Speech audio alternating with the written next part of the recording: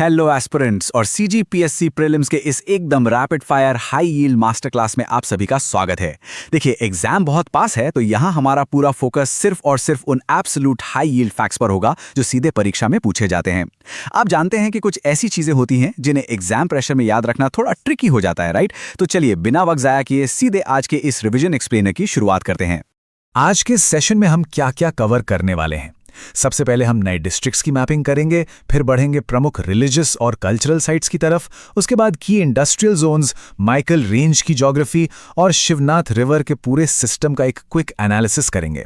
और एंड में होंगे कुछ बेहद जरूरी रैपिड फायर प्रीलिम्स फैक्ट्स। एकदम हाईली स्ट्रक्चर्ड सेशन होने वाला है, तो अपना ध्यान बिल्कुल यहीं रखिएगा। तो पहला सेक्शन है मैपिंग द न्यू डिस्ट्रिक्ट्स, इनकी बाउंड्रीज और सीक्वेंसेस। शुरुआत मैक्रो लेवल ज्योग्राफी से करते हैं। देखिए, एग्जाम हॉल में बैठने से पहले इन नई एडमिनिस्ट्रेटिव बाउंड्रीज को दिमाग में विजुअलाइज करना बहुत ही ज्यादा क्रूशियल है, खासतौर पर तब जब राजनांदगांव जैसे बड़े जिले से कटकर नए जिले बनाए गए हैं। अब इन नए डिस्ट्रिक्ट्स के फॉर्मेशन को रटने की बजाय इसे समझने का एक सिंपल तरीका है। आपको बस इन 3 क्रोनोलॉजिकल फेजेस को ध्यान में रखना है। पहला है इनिशियल अनाउंसमेंट, दूसरा दावा आपत्ति या क्लेम्स एंड ऑब्जेक्शंस, और तीसरा फाइनल डिस्ट्रिक्ट फॉर्मेशन। और हां, 29वें से 33वें जिले का जो सीक्वेंस है ना, उसको याद रखने के लिए कमाल की ट्रिक है MMKSM, यानी मोहला, मानपुर, खैरागढ़, शक्ति और मनेंद्रगढ़। यहां सितंबर 2022 की डेट्स बिल्कुल टिप ऑफ द टंग पर होनी चाहिए, क्योंकि यह सीक्वेंस डायरेक्टली पेपर में आता है। यहां एक चीज नोटिस करने वाली है, नए डिस्ट्रिक्ट्स बनने से पहले राजनांदगांव स्टेट का सबसे बड़ा जिला था, लेकिन इस डिवीजन के बाद रियलिटी बिल्कुल चेंज हो चुकी है। इसे याद रखने के लिए एक सिंपल सा निमोनिक अपने दिमाग में फिट कर लीजिए, के फॉर कोरबा। राजनांदगांव के डिवाइड होने के बाद अब एरिया वाइज कोरबा सबसे बड़ा जिला बन चुका है। यह अपडेट मिस नहीं होना चाहिए। अगर हम नई मोहला मानपुर डिस्ट्रिक्ट की बाउंड्रीज को प्रॉपरली मैप करें तो देखिए, इसके नॉर्थ में राजनांदगांव है और ईस्ट में बालोद स्थित है। लेकिन इसकी वेस्टर्न बाउंड्री को याद रखने के लिए एक जबरदस्त मेमोरी हुक है। एम से मोहला, एम से महाराष्ट्र। ये जो वेस्टर्न बाउंड्री है ना, ये महाराष्ट्र को टच करती है और ऑब्जेक्टिव क्वेश्चंस के लिए ये प्रैक्टिकली एक गोल्ड माइन फैक्ट है। All right, moving on to religious and cultural sites and the PRASAD scheme. Geography के बाद अब सीधा चलते हैं स्टेट के प्रमुख धार्मिक और सांस्कृतिक स्थलों की तरफ, क्योंकि एज यू ऑल नो, इन साइट्स से जुड़े सवाल हर साल पेपर में दिख ही जाते हैं। यहां एक exam style rapid fire question सोचिए। वो कौन सी 3 स्पेसिफिक पहाड़ियां हैं राजनांदगांव में जिन्हें सेंट्रल गवर्नमेंट की प्रसाद स्कीम के अंडर डेवलप किया जा रहा है? ऐसे सवाल आपकी डायरेक्ट रिकॉल कैपेसिटी को टेस्ट करते हैं। सोचिए इसका जवाब। तो जवाब है ये 3 पहाड़ियां।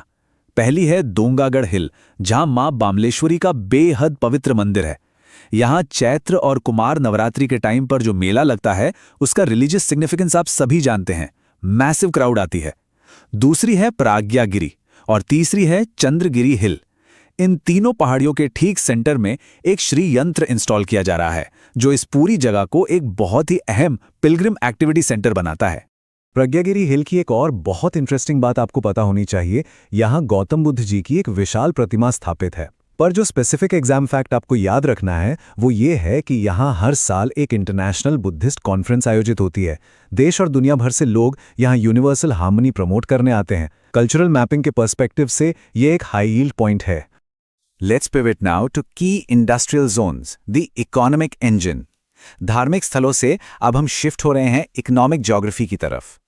एक टॉप टियर प्रीलिम स्कोर के लिए स्टेट के इन इकोनॉमिक इंजन्स या इंडस्ट्रियल सेंटर्स के बारे में टोटली क्लियर होना जरूरी है। इस पर्टिकुलर इंडस्ट्रियल चेकलिस्ट को थोड़ा ध्यान से समझिएगा, क्योंकि एग्जाम में ये टर्म्स अक्सर कंफ्यूज कर देते हैं। तेरेसरा में फूड पार्क है, जहां बेसिकली रॉ फूड स्टोर होता है। वहीं दूसरी तरफ विजेतला और इंद्राणी में फूड प्रोसेसिंग सेंटर है, जहां एक्चुअल फूड प्रोसेसिंग और फिनिशिंग होती है।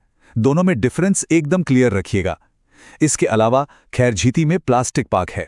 और सबसे यूनिक फैक्ट, राजनांदगांव में ही स्टेट का सबसे पहला किसान मॉल खोला गया था। जैसे हम मॉल्स में शॉपिंग करने जाते हैं, वैसे ही किसान अपनी जरूरत का सभी सामान एक ही जगह इस मॉल से ले सकते हैं। ये साल 1892, 1892। इसे बिल्कुल हाईलाइट कर लीजिए। हिस्ट्री और इंडस्ट्री दोनों ही पॉइंट ऑफ व्यू से ये साल बहुत क्रूशियल है। इसी साल बीएनसी कॉटन मिल यानी Bengal Nagpur cotton mill establish हुई थी और ये स्टेट की पहली और एकमात्र कॉटन टेक्सटाइल इंडस्ट्री है। इसे मेमोरी में परमानेंटली सेट कर लीजिए। Definitely a high probability fact. Next up, Michael range geography, climate and topography. Economy के बाद वापस चलते हैं फिजिकल ज्योग्राफी पर। ये जो माइकल रेंज डोंगरगढ़ के आसपास से शुरू होती है ना, इसका यहाँ की लोकल क्लाइमेट और टोपोग्राफी पर क्या डीप इम्पैक्ट पड़ता है, उसको डिकोड करते हैं। देखिए, माइकल माउंटेन्स इफेक्टिवली एक दीवार की तरह काम करते हैं और इस दीवार के ठीक पीछे वाला हिस्सा एक वृष्टि छाया प्रदेश यानी रेन शैडो रीजन बन जाता है। ये पहाड़ बादलों और हवाओं को ब्लॉक कर देते हैं, जिसका रिजल्ट ये होता है कि इस स्पेसिफिक एरिया में काफी कम बारिश होती है। अब ऑब्वियसली इस क्लाइमेट फिनोमेना का डायरेक्ट असर लोकल एग्रीकल्चर पर पड़ता है। इसीलिए इस इलाके में इरिगेशन या सिंचाई व्यवस्था को बहुत स्ट्रेटेजिकली मैनेज करना पड़ता है। चलिए एक और क्विक चेक करते हैं। आर्कियोलॉजी का एक रैपिड फायर सवाल। वो कौन सा एंशिएंट स्थल है जहां ऐसी प्रीहिस्टोरिक रॉक पेंटिंग्स यानी शैल चित्र मिले हैं जिनमें एक चाइनीज फिगर और एक ड्रैगन बना हुआ दिखता है? Any guesses? एग्जैक्ट आंसर है चितवा डोंगरी। और इस इंटरेस्टिंग डिस्कवरी का क्रेडिट जाता है रामेंद्र नाथ मिश्रा और भगवान सिंह बाघेल को। अब यहां एक अत्यंत महत्वपूर्ण अपडेट नोट कीजिए। नए एडमिनिस्ट्रेटिव बाउंड्रीज बनने के बाद ये हिस्टोरिकल साइट अब मोहला, मानपुर, अंबागढ़ चौकी जिले में आती है। पुरानी साइट्स की नई करंट लोकेशंस पर अपडेट रहना प्रीलिम्स के लिए बहुत बहुत अहम है। अब आते हैं हाइड्रोलॉजी पर। The Shivnath river system, drainage and highways. इस पूरे रीजन में शिवनाथ नदी एक बहुत ही कॉम्प्लेक्स और वाइटल हाइड्रोलॉजिकल नेटवर्क बनाती है, जिसे हम किसी भी हालत में एग्जाम के लिए इग्नोर नहीं कर सकते। 290 किलोमीटर्स, ये नंबर आपके दिमाग में छप जाना चाहिए। ये शिवनाथ नदी की टोटल लेंथ है और इस स्पेसिफिक ड्रेनेज सिस्टम पर बनने वाले किसी भी फैक्चुअल सवाल के लिए ये एक बेहद क्रिटिकल मैट्रिक है। दोस्तों, एग्जाम का एक बेहद क्लासिक और ट्रिकी ट्रैप यहीं पर बनता है। आपको क्वेश्चन कितने ध्यान से पढ़ना है वो इस फैक्ट से समझिए। अगर सवाल पूछता है कि छत्तीसगढ़ के अंदर बहने वाली सबसे लंबी नदी कौन सी है, तो करेक्ट आंसर होगा शिवनाथ, जो 290 किलोमीटर बहती है। लेकिन अगर एग्जामिनर क्वेश्चन घुमा दे और पूछे कि छत्तीसगढ़ से होकर बहने वाली सबसे लंबी नदी कौन सी है, तो आंसर चेंज होकर महानदी हो जाएगा।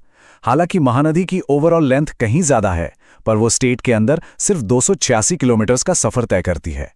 ये छोटा सा बारीक अंतर सबसे ज्यादा नेगेटिव मार्क्स दिलवाता है, इसलिए इस ट्रिक को अवॉइड करना है। शिवनाथ रिवर का फ्लो मैप एक्चुअली यहाँ के इंफ्रास्ट्रक्चर से डीपली कनेक्टेड है। ध्यान दीजिएगा, ये अंबालगढ़ चौकी के पनाबारास हिल से निकलकर नॉर्थ की तरफ बहती है। फिर ये नेशनल हाईवे 53 और मेन रेलवे लाइंस के लगभग पैरेलल चलती है। और मजेदार बात यह है कि ये रिवर उन्हीं प्रमुख इंडस्ट्रियल जोन्स को वाटर सप्लाई करती है जिन्हें हमने थोड़ी देर पहले डिस्कस किया था। ज्योग्राफी और इंडस्ट्री का ये जो इंटरसेक्शन है ना, ये सीधा परीक्षा में स्टेटमेंट्स के फॉर्म में पूछा जाता है। High yield prelims facts, rapid fire. अब हम इस रिवीजन सफर के बिल्कुल फाइनल फेज में आ गए हैं। इस फेज का एक ही मकसद है, बचे हुए इंपॉर्टेंट हिस्टोरिकल ट्रिविया को पूरी तरह लॉक कर देना, ताकि आप मैक्सिमम रिटेंशन के साथ एग्जाम हॉल में जाएं। आपके रिकॉल को शॉर्प करने के लिए ये रहा एक फाइनल हिस्टोरिकल टेस्ट। 1938 यानी 1938 में जो प्रसिद्ध जंगल सत्याग्रह हुआ था, उसका मेन सेंटर एक्चुअली कहाँ था? याद रखिएगा, इसका सेंटर था छुई खदान, और इस बहुत ही सिग्निफिकेंट मूवमेंट का नेतृत्व किया था समारू भाऊरी जी ने। जब भी सीजीपीएससी मॉडर्न हिस्ट्री से प्रिलिमिनरी फैक्ट्स बनाता है, तो जंगल सत्याग्रह से जुड़ा ये पॉइंट उस चेकलिस्ट के बिल्कुल टॉप पर रहता है। इसको जरूर याद रखें। इस पूर्व परीक्षा विश्लेषण को रैप अप करते हुए एक आखिरी थॉट अपने दिमाग में बैठा लीजिए। प्रीलिम्स में सक्सेस इस बात से डिफाइन नहीं होती कि आपने कितनी किताबें पढ़ ली हैं।